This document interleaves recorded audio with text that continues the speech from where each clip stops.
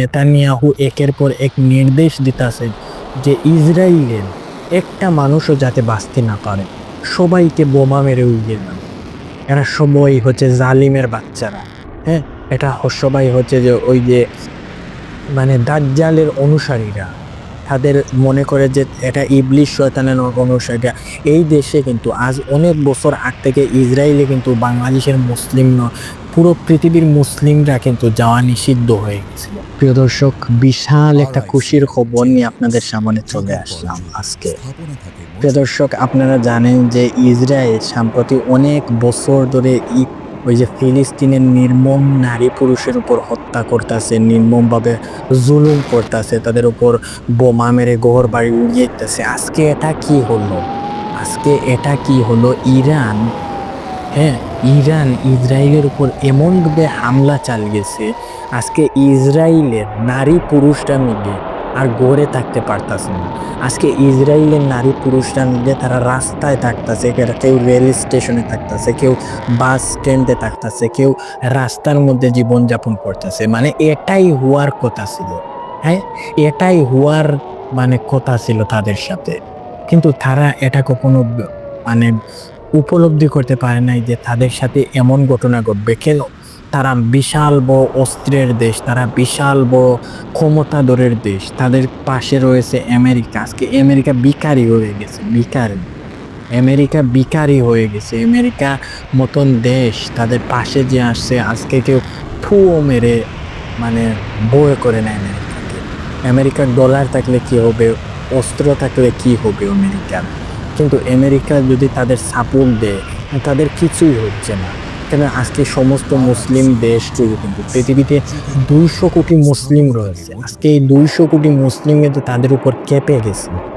এবার তারা পালাবে কোথায়? তাদের তো বাড়ি সাগরের তীরবর্তী এলাকায়, সাগরের পাশ থেকেই কিন্তু তারা চলে যাবে সেখান থেকে।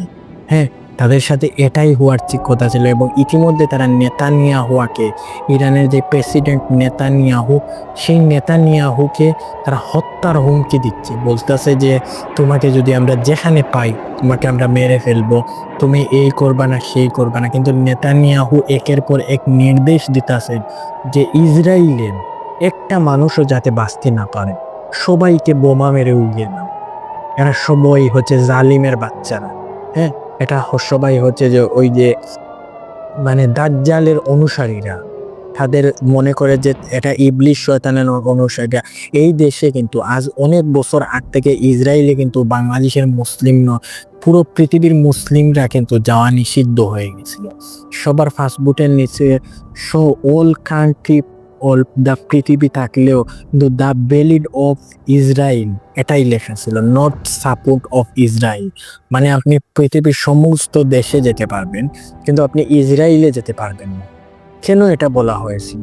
ইসরায়েলের সাথে অনেক আগ থেকেই কিন্তু বাংলাদেশের সম্পর্ক বন্ধ হয়ে গিয়েছিল, কিন্তু ইসরায়েল গোপনে বাংলাদেশে তাদের যে পণ্য, যে প্রোডাক্ট, সেই প্রোডাক্টটা বাংলাদেশে সাপ্লাই দিত। যেমন এর মধ্যে রয়েছে কয়েকটি প্রোডাক্ট, হলো যে ওই যে হুইল পাউডার, কোকা কোলা, আরো বিভিন্ন কিছু। এটা হচ্ছে যে ইসরায়েলি পণ্য।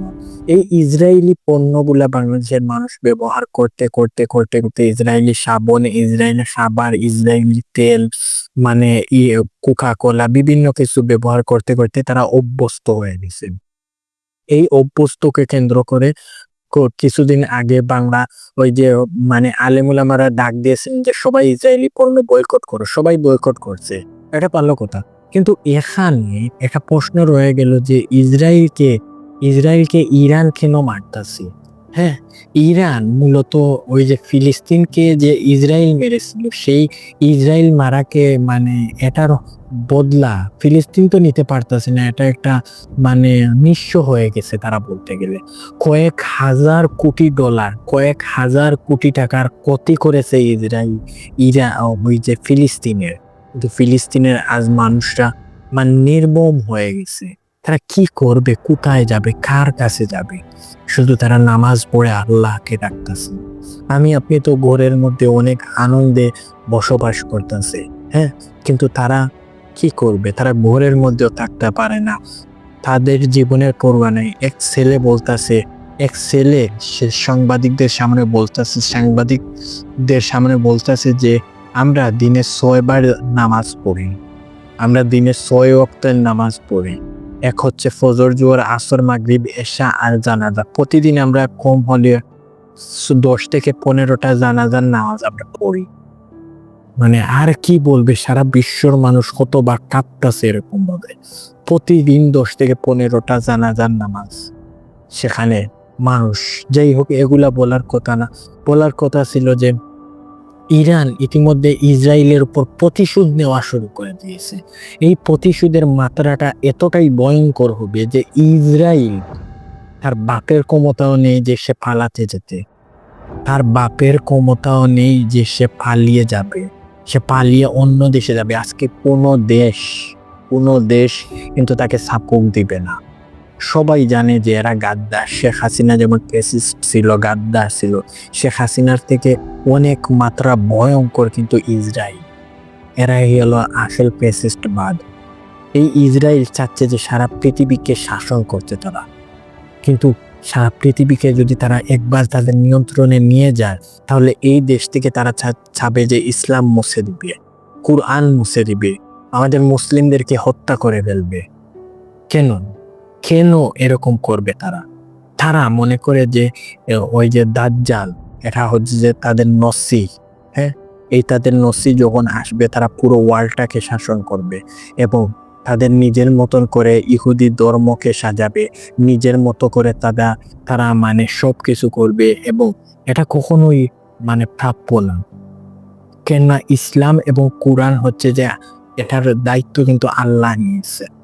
কারো ক্ষমতা নেই যে এই দায়িত্বগুলোর উপর কথা বলবে, এই দায়িত্বগুলো মানে মুছে দিতে। যে মুছে দেওয়ার চেষ্টা করবে সে অটোমেটিকলি মুছে যাবে, তার ধর্ম মুছে যাবে, কিন্তু ইসলাম মুছবে না। এটা আল্লাহ ওয়াদা দিয়েছেন যে কোরআন হেফাজতের দায়িত্ব সঙ্গে আমার হাতে, তা আল্লাহ বলেছেন। সুতরাং ইসরায়েল যদি মানে ওয়ার্ল্ডটাকে শাসন করতে চায় তাহলে সে ইতিমধ্যে দেখেন যে আমেরিকা, কানাডা, লন্ডন বিভিন্ন দেশগুলোতে কিন্তু তার নিয়ন্ত্রণে। সে এমনভাবে প্রোডাক্ট সেল করে রেখেছে, এমনভাবে আজকে যে ইন্টারনেট, সেই ইন্টারনেট কিন্তু ইসরায়েলের। আজকে বিভিন্ন দেশে বিভিন্ন কিছু কিন্তু ইসরায়েল।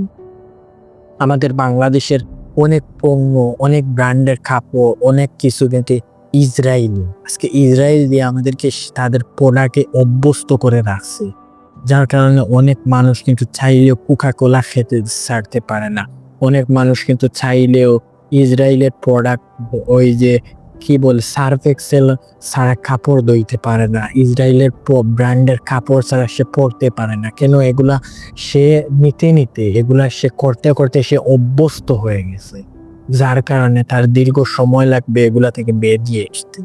তারা আমাদেরকে এমনভাবে তাদের জালের মধ্যে বন্দি করে রাখছে যে আমরা চাইলেও সেখান থেকে বের হতে পারছি না, আমরা চাইলেও তাদের সেখান থেকে বের হতে পারছি না। আজকে এই পরিকল্পনা করছে ইসরায়েল। প্রিয় দর্শক, তারা মনে করে যে তাদের দাজ্জাল আসলে তারা সব কিছুর নিয়ন্ত্রক তারা হয়ে যাবে, কিন্তু এটা না। তাদের দাজ্জালকে ঈসা আলাইহিস সালাম, হ্যাঁ, মসজিদুল আকসাতে তাদের দাজ্জালকে হত্যা করবেন এবং তার আগে ইমাম মাহদি আসবেন এবং পুরো ওয়ার্ল্ডটাকে তিনি শাসন করবেন। তাদের যে মিথ্যা মাসি, সেই মিথ্যা মাসিকে ধ্বংস করা হবে ইনশাআল্লাহ।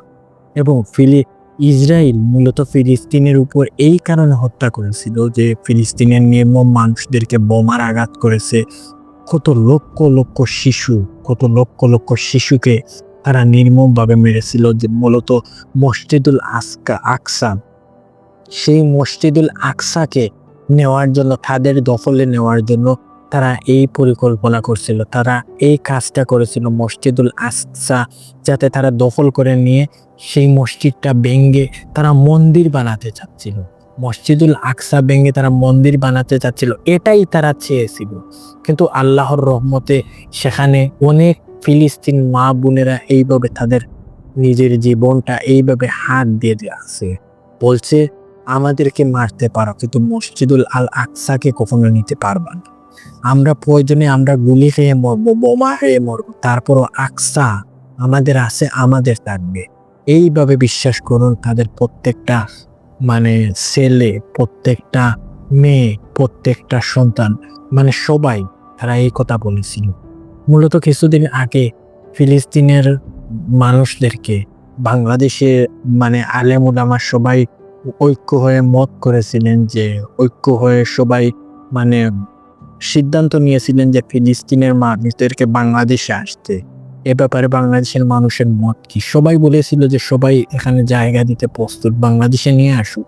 কিন্তু পরে জানা গেল যে বাংলাদেশের মানুষ তাদেরকে জায়গা দিতে প্রস্তুত, কিন্তু তারা মসজিদুল আকসা ছেড়ে এখানে আসতে কিন্তু প্রস্তুত না। মসজিদুল আকসা ছেড়ে এখানে তারা আসতে প্রস্তুত না কেন? এটা হলো যে ইসলামের এটা হলো যে ইসলামের অনেক বড় একটা মসজিদ। এই মসজিদটায় অনেক কিছু রয়েছে। এই মসজিদে যদি কেউ এক ওয়াক্ত নামাজ পড়ে তাহলে তার কয়েক হাজার রাকাত নামাজের সওয়াব লিখে দেওয়া হয়। না 70 রাকাত, আমি এটা কিন্তু শিওর জানি না, এটা মিথ্যা বললে ভুল। তো এইরকম ভাবে তারা এই আকসা কিন্তু ছেড়ে এখানে আসতে প্রস্তুত না। তারা আমাদের মতো সাধারণ ঈমান নিয়ে চলে না। তারা অনেক বড়, তারা বলতেছে যে প্রয়োজনে শহীদ হব, প্রয়োজনে এইভাবে বুক পেতে শহীদ হব, প্রয়োজনে ইসরায়েল আমাদেরকে বোমা মেরে মারবে, এ থেকে আর বেশি কিছু করতে পারবে না। তারপরও আকসা কিন্তু ছাড়বো না, মসজিদুল আল আকসা ছাড়বো না। ইহুদিরা মনে করে, ইসরায়েলরা মনে করে এই আকসা তাদের ধর্মের কোন একটা বিধানে লেখা, এই আকসা নাকি তাদের সম্পদ, এই আকসা নাকি তাদের মন্দির ছিল, পরে নাকি আমরা এটা ভেঙে মসজিদ বানিয়েছি। নাউযুবিল্লাহি মিন যালিক। এইরকম ভাবে তারা মনে করে, কিন্তু আসল সত্য হলো এই আকসা এটা আমাদেরই সম্পদ, এটা আমাদেরই মসজিদ, কিন্তু ইসরায়েলটা এটা জোর করে দখল নিচ্ছে। এই আকসা নিয়ে কিন্তু মূলত এই মসজিদুল আল আকসা নিয়েই কিন্তু মাইর হয়েছিল, প্রথম থেকে যুদ্ধ লেগেছিল এইটা নিয়ে। হ্যাঁ, এইটা নিয়ে যুদ্ধ লেগে লেগে আজকে এই পর্যন্ত। যাই হোক, এগুলা কিন্তু বলার বিষয় না। বলার বিষয় হচ্ছে যে ইসরায়েলের উপর কিন্তু প্রতিশোধ শুরু হয়েছে। আল্লাহ কিন্তু ছাড় দেন, কিন্তু ছেড়ে দেন না। আল্লাহ আপনাকে ছাড় দিয়ে দিবেন, যা বান্দা তোকে আমি ছেড়ে দিলাম, ভবিষ্যতে এই ভুলটা আর করিস না। যখন আপনি দ্বিতীয় ভুল আবার করবেন, দ্বিতীয় ভুল আবার করবেন, 100, 200, 500 বার করবেন, তখন আল্লাহ আপনার উপর গজব, নির্ধারিত গজবটা দিয়ে দিবেন। আল্লাহ আপনাকে গজবটা দিয়ে দিবেন। কেন? আপনি তো বারবার আল্লাহ আপনাকে ছেড়ে দিচ্ছেন, কিন্তু আল্লাহ আপনাকে ছাড় দিবেন না। আখিরাতে এটার জন্য কিন্তু একটা শাস্তি রয়েই গিয়েছে, কিন্তু দুনিয়াতে কিন্তু একটা শাস্তি রয়েছে, দুইটা শাস্তি রয়েছে। যার কারণে ইসরায়েলের উপর কিন্তু ইতিমধ্যে বোমা হামলা শুরু হয়ে গেছে। সম্প্রতি কিছুদিন আগে দেখলাম সোশ্যাল মিডিয়াতে ভাইরাল একটি ভিডিও, যে ইরান নাকি কোন দেশ তাদের উপর বোমা, সম্ভবত ফিলিস্তিন, তাদের উপর বোমা ছুটতাছে। হ্যাঁ, ওই যে ইসরায়েলের যে প্রেসিডেন্ট, সেই প্রেসিডেন্ট কিন্তু রুমের ভিতরে কিন্তু দৌড়াইয়া যাইতাছে, এভাবে মাথায় হাত দিয়া, তার বিল্ডিং গুলো এভাবে কাঁপতাছে। জানি না এটা সত্য কি মিথ্যা ভিডিও, কিন্তু এইরকম ভাবে ইসরায়েলের প্রেসিডেন্টের উপর নির্মম অত্যাচার সারা পৃথিবীর মানুষ দেখতে চায়। আজকে 200 কোটি মুসলিম দেখতে চায় যে ইসরায়েলের প্রেসিডেন্টের শেষ পতন দেখতে চায়। ডোনাল্ড ট্রাম্প আমেরিকার প্রেসিডেন্ট, সে থাকলে কি করবে সে? হ্যাঁ, সে আজকে ফকির হয়ে গেছে। আজকে কোনো দেশ, পৃথিবীর কোনো দেশ কিন্তু আমেরিকাকে আগের ভালো চোখে দেখে না, খারাপ চোখে দেখে। কেন? আমেরিকা দালাল হয়ে গেছে। আমেরিকাকে টাকার বিনিময়ে আমেরিকাকে কিনতে পাওয়া যায়, তেলের বিনিময়ে আমেরিকাকে কিনতে পাওয়া যায়। আজকে সৌদি আরব মাশাআল্লাহ সে ভালো আছে, কিন্তু পরের আগের যে প্রেসিডেন্ট ছিল সে কিন্তু ভালো ছিল, কিন্তু এখন কিন্তু সৌদি আরব আগের মতো কিন্তু রয় নাই। সৌদি আরব এখন তেলের টাকার কাছে বিক্রি হয়ে যায়। এইভাবে বিভিন্ন দেশ বিক্রি হয়ে যায়। আজকে ইরান ফিলিস্তিনের পক্ষে হয়ে, মুসলিমদের পক্ষে হয়ে ইসরায়েলের উপর প্রতিশোধ নিতেছে। আমাদের উচিত, আমরা পুরো দেশ, মুসলিম দেশ হিসাবে আমরা সমগ্র দেশ ইরানের পক্ষ নেওয়া, এটাই হলো আমাদের উচিত। যার কারণে আমরা মানে বাংলাদেশের মানুষ কোনো কিছু করা অসম্ভব, যার কারণে আমরা সর্বদাই তাদের দোয়া করব আল্লাহ যেন তাদেরকে সুস্থতা দান করেন এবং আল্লাহ যেন সকল মুসলিম ভাই বোনদেরকে এইসব থেকে হেফাজত করেন এবং ইসরায়েলের আমরা শেষ পতন দেখতে চাই এবং শেষ পতন তাদের কবে হবে এটা আমরা দেখতে চাই। তো প্রিয় দর্শক, এই পর্যন্তই আজকের ভিডিওটা এখানেই সমাপ্ত করছি। যদি আপনি আমার চ্যানেলে নতুন হয়ে থাকেন তাহলে চ্যানেলটি সাবস্ক্রাইব করবেন এবং ফেসবুক পেজে থেকে থাকেন তাহলে অবশ্যই ফেসবুক পেজ ফলো করে রাখবেন।